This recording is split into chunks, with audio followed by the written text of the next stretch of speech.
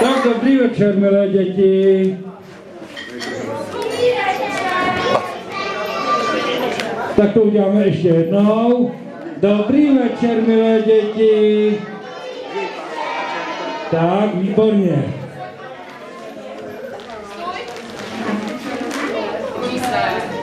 Takže jako každý rok, tak i letos k vám zavítal Mikuláš, ale zavítali k vám taky čerti. Čerti zavítali proto, že tady někdo asi drbátko zlobil. Přizná se někdo rovnou, kdo byl zlobivej, ať nás zvedne ruku. Tak, jeden, další. Že by si ho čerti rovnou odnesli. Že by si ho čerti rovnou odnesli a...